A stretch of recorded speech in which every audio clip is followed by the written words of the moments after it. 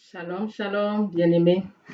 Que la grâce de Dieu soit avec vous une fois de plus.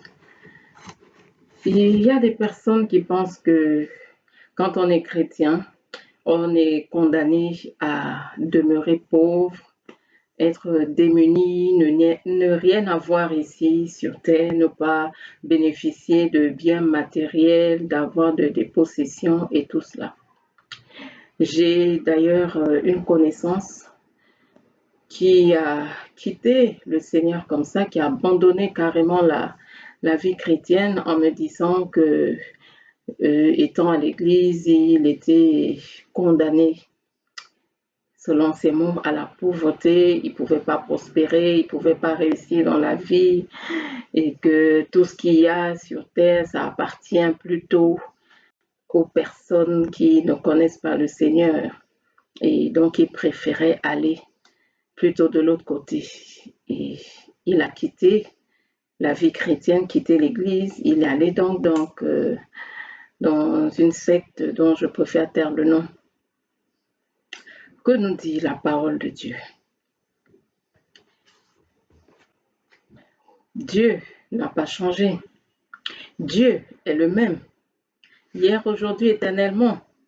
Comment est-ce qu'il a agi par le passé avec ses enfants? Parce que quand on se dit enfant de Dieu, ça veut dire quoi? Qu'on appartient à Dieu. Donc, si nous sommes chrétiens, ça veut dire que nous appartenons à Dieu. Nous sommes ses enfants. Comment Dieu fonctionnait par le passé? Nous allons commencer par là. Dieu a toujours béni abondamment ses enfants. Il a toujours déversé ses bénédictions sur son peuple. Quand vous regardez Abraham et Lot, ils avaient tellement de bétail, leur cheptel était énorme. La Bible dit que le cheptel était considérable, tellement considérable que les deux ne pouvaient pas vivre côte à côte.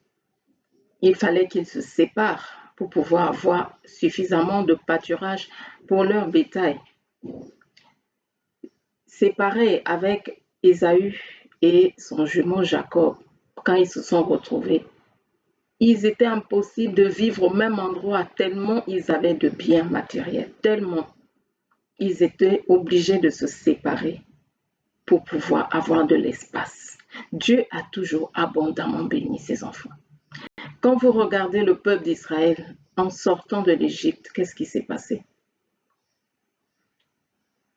Dieu a demandé, il fallait qu'ils sortent avec des possessions de l'Égypte. Ils sont sortis avec des trésors, avec toutes sortes de biens de l'Égypte. L'épreuve qu'ils ont eue en Égypte, c'était pour tester leur foi, mais ils sont sortis de là richement bénis. Est-ce que Dieu aujourd'hui va changer pour une ou deux personnes? Non, ce n'est pas possible. Quand nous regardons dans le Nouveau Testament, Dieu n'a pas changé. Les apôtres, la parole de Dieu nous dit, pour ceux qui veulent la référence en Acte 4, qu'il n'y avait aucun indigent parmi les apôtres à l'époque. Il n'y avait aucun indigent. Même lorsqu'ils faisaient face à des épreuves, parce que les épreuves peuvent survenir dans la vie d'un chrétien, on l'a déjà vu. Il peut avoir des tribulations, il peut avoir des difficultés financières, matérielles. Mais qu'est-ce qui arrive? Dieu permet qu'on puisse avoir le soutien des uns et des autres. Il ne laisse pas ses enfants sans pourvoir à leurs besoins. Et c'est ce qui est arrivé quand nous lisons les livres de Corinthiens. Qu'est-ce qui se passe? Paul a même demandé qu'il y ait une collecte pour pouvoir soutenir les églises de Jérusalem, soutenir les églises de Macédoine, soutenir les églises de Galatie. Il y a eu une collecte pour soutenir ces églises-là. Et qu'est-ce que eux-mêmes les apôtres disaient par rapport à leur vie, ce qui se passait?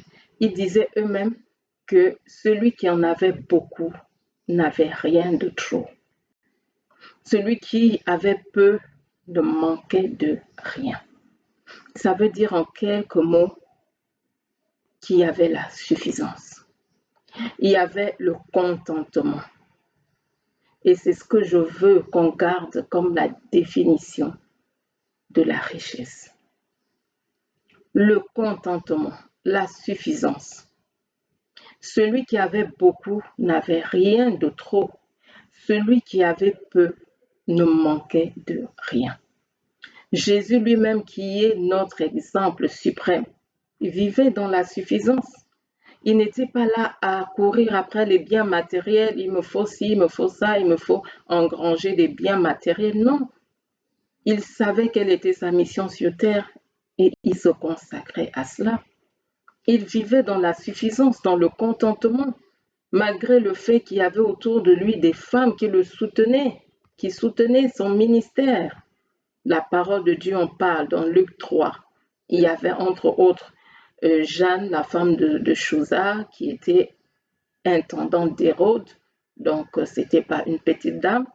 Il y avait également Suzanne, il y avait d'autres personnes, on dit bien plusieurs autres personnes qui soutenaient Jésus, qui apportaient des biens matériels, qui apportaient donc la provision financière pour que Jésus ne manque de rien. Mais Jésus n'était pas attaché à cela. Il se contentait de faire l'œuvre de Dieu.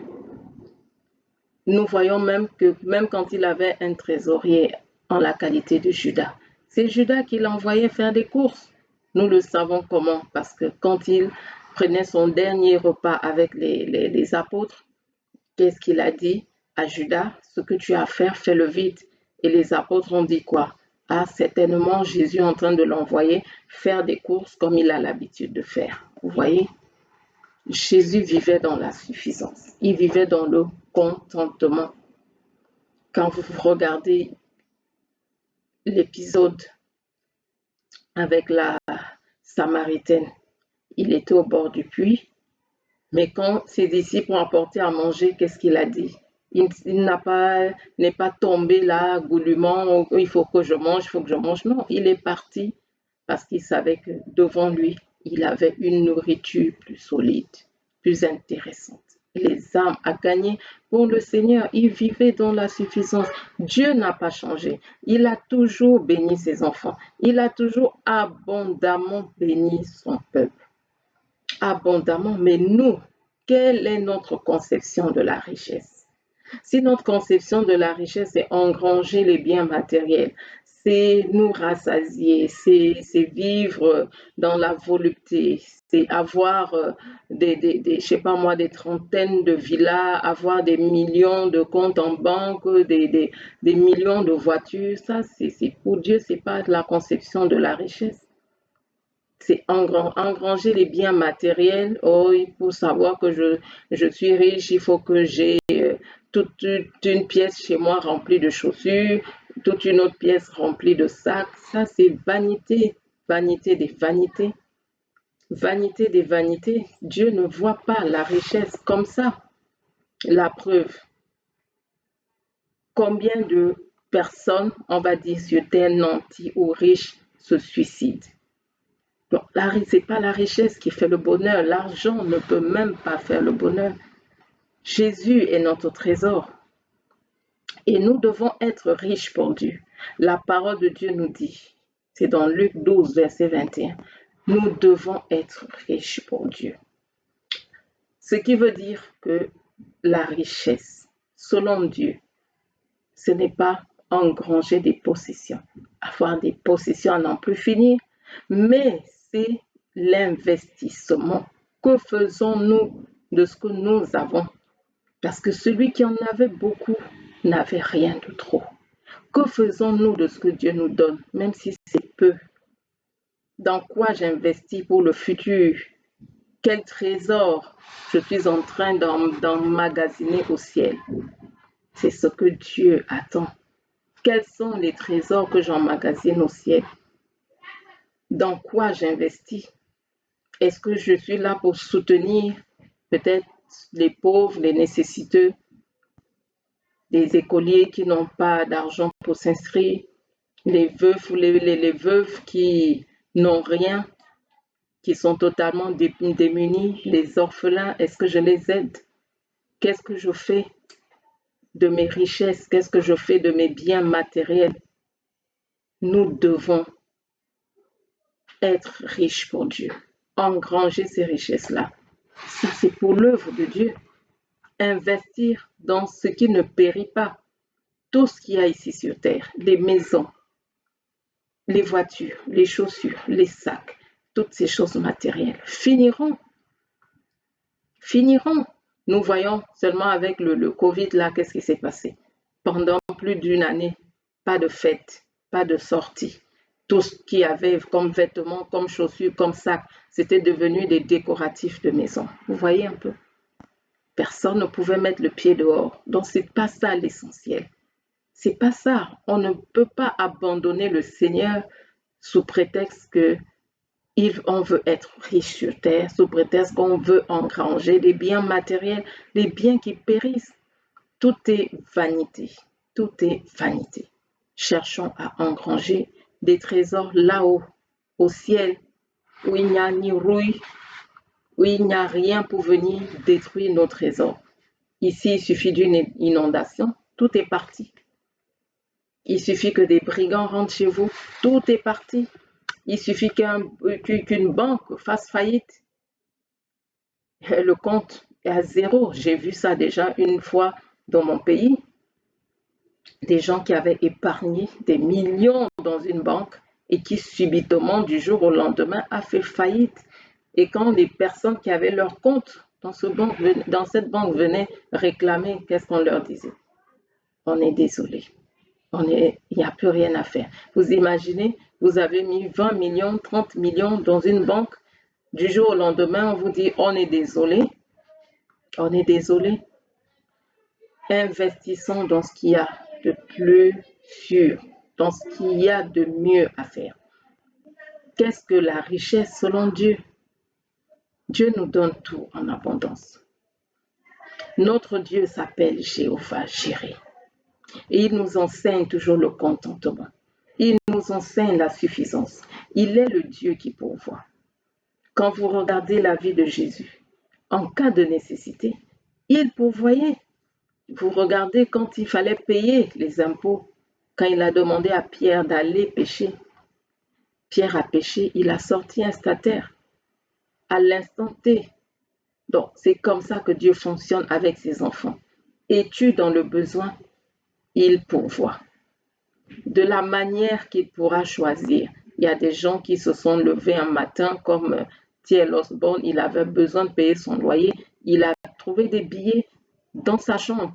Il y a des gens qui ont rencontré des anges qui leur ont donné de l'argent. Plusieurs personnes ont témoigné déjà de cela. Dieu peut t'envoyer un frère, une sœur de sang comme chrétien. Il peut t'envoyer même des personnes qui ne le connaissent pas parce que Dieu se sert de tout le monde. De tout le monde. Il travaille avec tout le monde. Dieu est celui qui pourvoit. Il ne va pas forcément te donner aujourd'hui, voilà, tiens, 30 millions chaque mois, voilà, donc tu es riche, maintenant tu peux. Non, Dieu n'agit pas forcément de la sorte. Et ça fera même en sorte que nous soyons imbus de nous et que nous ne trouvions pas la nécessité de continuer à le chercher, la nécessité de nous attendre à lui, la nécessité de nous soumettre à lui et tout, comme nous ne verrons plus loin. Non, la richesse, changeons nos mentalités par rapport à la richesse. Être riche pour Dieu, c'est engranger des biens, des trésors au ciel, pas sur terre, pas les biens matériels. C'est investir dans les vies des gens. Comment j'investis dans les vies des gens? Je regarde où il y a les besoins. Je regarde. Tel frère à l'église, il n'a pas de pantalon, voilà, je peux l'aider. Telle sœur, elle a toujours la même paire de chaussures, je peux l'aider, je lui achète, je demande comme ça, sa pointure, j'achète, ou je lui donne de l'argent pour le faire. Tel autre n'a pas de frigo, il fait chaud, comment il se débrouille? Si je peux, j'investis pour un frigo. Voilà, des choses que Dieu voit et qui resteront à jamais. Nos trésors seront au ciel, pas sur cette terre. Beaucoup de personnes se sont laissées mentir par le diable. Ont cru que l'argent appartenait au diable, que l'or appartenait au diable. On crut que les biens de cette terre appartiennent au diable. Vous savez, j'ai rencontré même quelqu'un une fois c'était comme nous faisons des évangélisations, et il me dit, ben, madame, vous êtes chrétienne? Bon, écoutez, vous, les chrétiens, vous êtes pauvres, la vie vous passe sur la tête parce que ça vous file au doigt parce que vous n'avez rien, vous ne bénéficiez même pas de la richesse, des bonnes choses qu'il y a sur cette terre et tout. Et je lui faisais comprendre que tout ce qu'il y a ici va finir. Nous avons un exemple concret du roi Salomon qui a déjà été aussi riche sur terre que le roi Salomon. Chaque fois que je lis ces passages du roi Salomon, je suis émerveillée. Je me dis, c'est pas possible. Salomon ne buvait que dans des coupes en or. Quel est le président sur terre qui ne boit que dans des coupes totalement en or? Compter le nombre de vaches que Salomon tuait chaque jour, sans compter le petit bétail, sans compter le gros bétail qui suivait, sans compter tout ce qui accompagnait, tout ce qu'il tuait chaque jour, donc à sa table, tous les jours. Qui le fait? Personne. Mais le roi Salomon a fini par dire, toutes ces choses, c'est vanité sur vanité. Il n'a pas, comme lui-même le dit dans la parole, il dit, je ne me suis privé de rien. Tout ce que ses yeux voulaient, il prenait. Donc la convoitise, tout ce que ses yeux voulaient. Aujourd'hui, il y a des gens comme ça. Tout ce que leurs yeux demandent. Si les yeux demandent une paire de chaussures, allez, tiens, je prends. Si les yeux demandent tel vêtement, je le prends. Si les yeux demandent telle voiture, je l'achète. Si les yeux demandent même un avion, ils achètent. Mais après, au bout de la route, ça change ta condition. Es-tu plus heureux? Si ce n'est pas pour l'œuvre de Dieu, si ce n'est pas pour bénir les frères et sœurs, si ce n'est pas pour bénir les gens, pour investir dans les vies des personnes, tout cela, vanité sur vanité. Vanité sur vanité. Et on laissera tout ça ici. Personne ne sait quand est-ce que Dieu va le rappeler. On laissera tout cela ici, un jour pour partir. Et ça sert à quoi? On laissera tout cela ici. C'est à Dieu qu'appartient l'or. C'est à Dieu qu'appartient l'argent. La parole de Dieu est claire là-dessus. On ne dit pas que ça appartient au diable. On ne dit pas que ça appartient aux démons. Donc, il y a des gens qui sont là, oh, ils vont faire des cultes au diable, ils vont faire des cultes aux démons parce qu'ils veulent la richesse. La richesse n'appartient pas au diable. La richesse n'appartient pas aux démons. La richesse appartient à Dieu, le Dieu créateur. Il dit que tout ce qu'il y a sur cette terre, tout ce que la terre renferme, est à lui. À Dieu, le Dieu créateur. L'or lui appartient, tout l'or, tout l'argent, tout cela, ça lui appartient. Ça n'appartient pas au diable. Ne laissez pas le diable vous tromper, vous faire croire qu'il peut vous donner quelques boutiques, vous donner un peu de biens matériels et à la fin, c'est votre âme qui va happer comme ça. À la fin, c'est quoi? La perdition éternelle.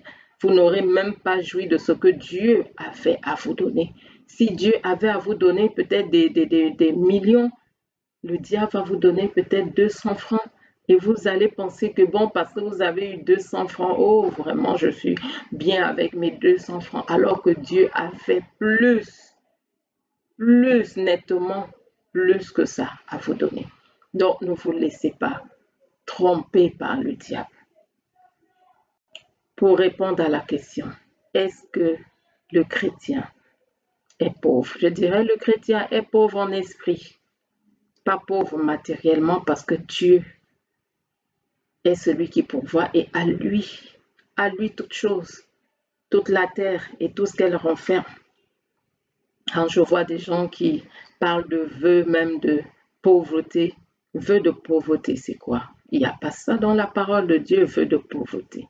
Dieu ne veut pas que son peuple soit pauvre. Lui-même est riche. Quel est ce papa-là qui voudra que ses enfants marchent en haillons, que ses enfants marchent pieds nus? Lui qui a tout. Un président qui va dire, oui, il faut que mes enfants pour leur enseigner l'humilité, qu'il n'ait pas de beaux vêtements, qu'il n'ait rien de beau, qu'il marche, qui se déplace avec des ânes parce que je ne veux pas qu'il soit orgueilleux. Non, Dieu est bon. Et parce qu'il est bon, il est le roi des rois. Il nous donne toutes choses en abondance. Mais selon nos besoins et selon sa volonté à lui. Selon sa volonté à lui. Quand vous regardez même ceux qui disent qu'ils, soi-disant, ont signé ces vœux de pauvreté, comment est-ce qu'ils vivent? Ils sont sous des ventiles, des climatiseurs. Ils ont des voitures qui coûtent des millions. Il y en a qui ont même des jets privés. Ils ont toutes sortes de biens matériels. Dans leur demeure, il y a toujours domestiques, cuisiniers, des employés à n'en plus finir. Est-ce ça donc la pauvreté? Non. Ne vous laissez pas leurrer. Ne vous laissez pas berner. Le diable est un menteur. C'est le père du mensonge. Ne l'oubliez jamais. C'est le père du mensonge qui ne vous trompe pas. Quand je pense à cette connaissance, j'ai mal au cœur qui a dit, je quitte Jésus parce que je veux la richesse, je veux être bien sur terre, je veux un renom, je veux la prospérité. Mais c'est pas le diable qui donne toutes ces choses, c'est Dieu. C'est Dieu qui élève l'un et qui abaisse l'autre. On n'a pas besoin de compromis pour pouvoir être riche. On n'a pas besoin d'entrer dans la fraude pour pouvoir être riche en Dieu. On n'a pas besoin de faire le faux, de faire toutes ces choses que désagréables pour Dieu pour pouvoir être riche ou percer. Non, Dieu n'a pas besoin de tout cela. Soyons pauvres en esprit. Ça veut dire soumettons-nous à Dieu et laissons que sa volonté s'accomplisse dans nos vies. Le chrétien est-il pauvre? Il est pauvre en esprit. Il n'est pas pauvre matériellement. Il n'est pas pauvre financièrement. Si tu passes par des épreuves, si tu passes par des tribulations, parce qu'il y en aura toujours, Dieu va tester peut-être ta foi en t'enlevant un peu, en t'enlevant certaines choses pour voir un peu si tu l'aimes pour lui ou si tu aimes ce qu'il te donne. Si tu passes par là, fortifie-toi et va de l'avant. Faut te dire, Seigneur, je t'aime pour ce que tu es, je ne t'aime pas pour ce que tu me donnes. Je t'aime pas, Seigneur, pour ce que tu me donnes, je t'aime pour ce que tu es. Les chrétiens ne sont pas pauvres. Les chrétiens ne sont pas non plus cupides. Les chrétiens ne marchent pas dans la convoitise, à convoiter, à n'en plus finir, à vouloir tout avoir, à vouloir tout amasser. Non. Mais les chrétiens vivent dans la suffisance. Les chrétiens vivent dans le contentement. Celui qui en a peu ne manque de rien. Et celui qui en a beaucoup n'a rien de trop. Ce verset, je vous donne la référence, c'est dans Matthieu 5, verset 3, pour finir. Ceux qui aiment la référence, Matthieu 5, verset 3, qui dit « Heureux ceux qui sont pauvres en esprit, car le royaume des cieux est à eux. » Que Dieu vous bénisse et à une très prochaine vidéo.